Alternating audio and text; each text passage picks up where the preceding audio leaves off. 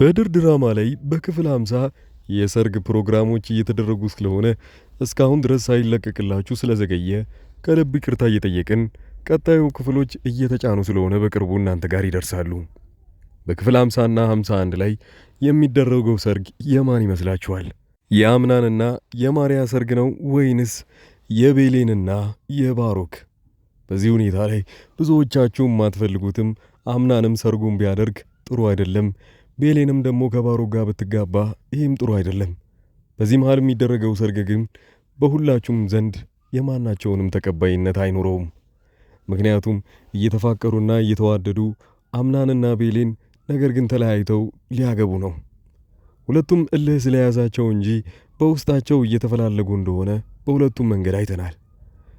የቤሌን ጉዳይ ግን እሷም ቢሆን ከዚህ በኋላ ድጋሚ እኔ ላይ ስህተት እንድትሰራ አልፈልግም የሚለው ቆራጥነቷ አሁንም ቢሆን ተመልሶ ሊጎዳት ነው።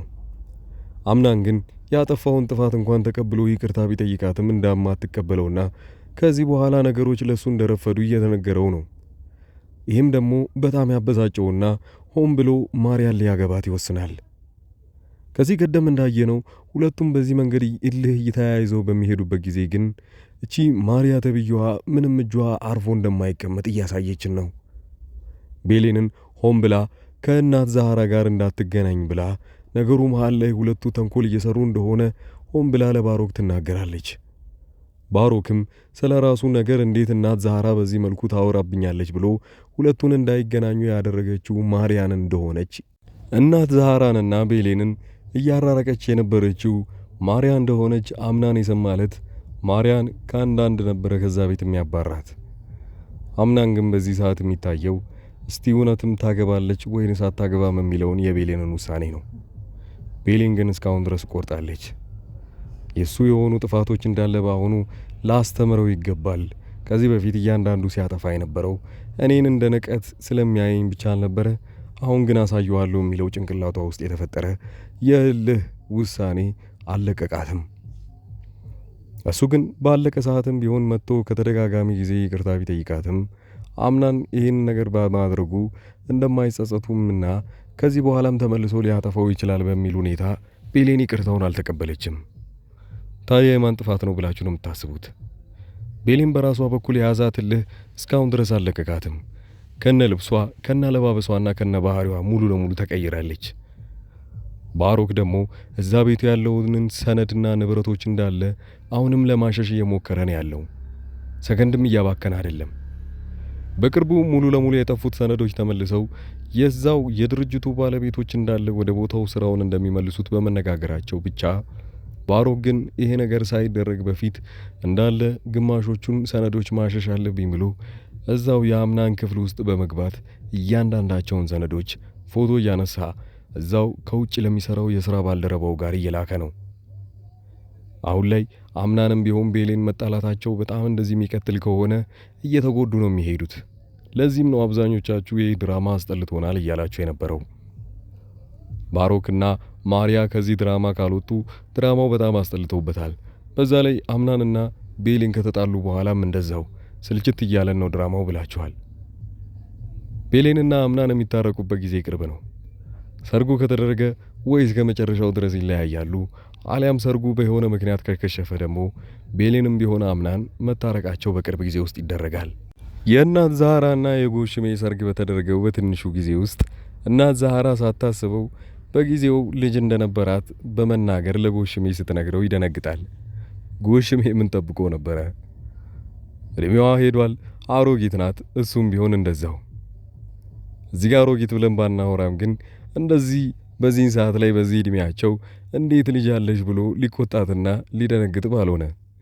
ነገሩ ለድራማው ድምቀትና የመጨረሻው ክፍል አጓጊ እንዲሆን ተብሎ በመተሰራቱ ነው እንጂ ጎሽሜ እሷ የፈለገ ልጅ ቢኖራትም ሊገርመው አይገባም። እንደውም ልጅ የለኝም እስከ ዛሬ ድረስ ብትል ነበረ ሊደነግጥና እንዴት ብሎ ሊጠይቃት የሚገባው። ጎሽሜና እሷ መጋባታቸው ከዚህ በፊት የነበረው ክፍል ላይ በጣም ትልቅ ቅሬታን አቅርቧል። አብዛኞቻችሁ ጎሽሜን ወደ ቦታው ሲመጣና ወደ ድራማው ሲቀላቀል የነበረው የዛችው የእናት ዛሃራ ጓደኛ ፍቅረኛ እንደነበረና የድሮ ባል እንደነበረ አስተዋውቀውን ነበረ። እንዴት ባንዴ ተከርብቶ እሷ እንደዛ እየወደደችው ወዲያውኑ እኔ ማግባት የምፈልገው እናት ዛህራን ነው ብሎ ነገሮቹን እንዳለ ሲያበላሻቸው፣ ከዛም በኋላ አብዛኞቻችሁ የእናት ዛህራ ጓደኛ ታኮርፋለች ወይ ይጣላሉ ብላችሁ ነበረ። ድራማው በዛ መልኩ ባለመሄዱ በጣም ሰፊ የሆነ ክፍተት አይተንበታል። ወደ እነ አምናን ጉዳይ ስንመለስ ማሪያ ወደዛ ቤት ከመጣች በኋላ በተንኮልም ቢሆን ከማርኮን ጋር ተዋውቃለች። ይሄኛው እንግዲህ የአምናን ወንድም ከሷ ጋር በተንኮል መጣመራቸው በድብቅ መገናኘታቸው ከዚህ በኋላ አይቀርም። አምናንና ቤሌን እንዴት እንደሚጣረቁ ላሳያችሁ። ቤሌን ምንም እንኳን የማታውቀውን ነገር እስካሁን ድረስ እያደረገች ቢሆንም ከባሮክ ጋር ባሮክን ትክክለኛ የጀርባውን ነገር ምንም የምታውቀው ነገር የለም። ለዛም ነው ብዙ ጊዜ መፍጀት አልፈልግም ከአንተ ጋር ለመግባባት ወይንም ደግሞ ስለ አንተ ለማወቅ ረጅም ጊዜ ይወስድብኛል ብላ ነገረችው። ባሮክ ግን ከዚህ በኋላ በድብቅም ቢሆን ከማሪያ ጋር እየተገናኘ ሌሎች መጥፎ ስራዎችን መስራታቸው አይቀርም። አንድ ቀን ታዲያ በመጥፎ ሁኔታ ሲገናኙ ወይንም አንድ ላይ ሲያወሩ አሊያም አንዳቸው ክፍል ውስጥ ቁጭ ብለው የሆነ ነገር ሲያደርጉ መያዛቸው ይቀራል። ያኔ ሲያዙ ታዲያ አምናንም ቢሆን ሰበብ ስለሆነ የሚፈልገው ከማሪያ ጋር ለመፋታት ይህኑ ሰበብ ይነግራታል። አሊያም ቤሌን ላይ ስታደርግ የነበረውን ጭቆና ከደረሰባት እሱም ቢሆን ይፈታታል። ቤሌንም ብትሆን ባሮክን ከዛ በኋላ ወደ ራሷ አታቀርብም። ማንነቱን ማወቅ ይኖርባታል። በዛም አለ በዚህ የቤሌን ጉዳይ የአምናንም ሁለቱን ሊያስታርቃቸው የሚችለው ባሮክ ትክክለኛ ወደዛ ቤት ውስጥ የመጣበትን ምክንያትና ዓላማ ማወቅ አለባቸው፣ አሊያም መጋለጥ።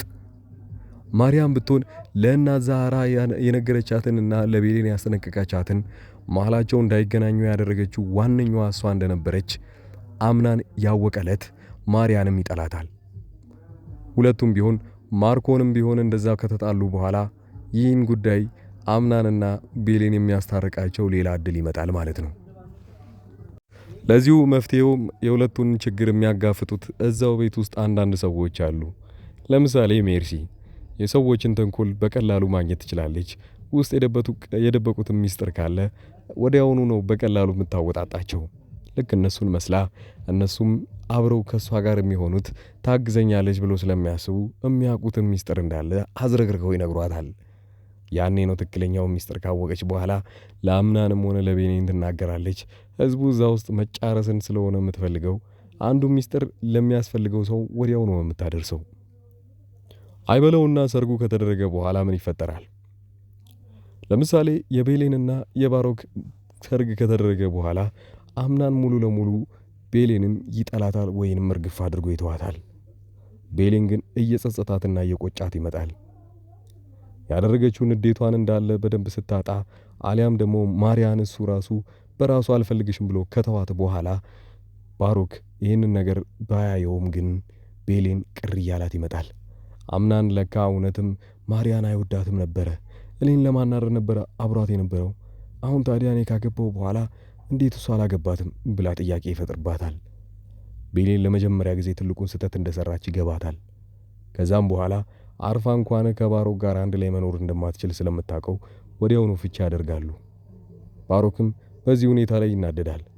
አሊያም ደግሞ ባሮክ እስከዛ ድረስ ብዙ መጥፎ ስራዎችን ስለሚሰራ እሷ ራሱ ሳትፈታው በፊት የባሮክን ትክክለኛ ማንነት ወዲያውኑ ይደርሱበታል። አምናን አሁንም ቢሆን አሸናፊ ይሆናል ማለት ነው በዚህ ሁኔታ።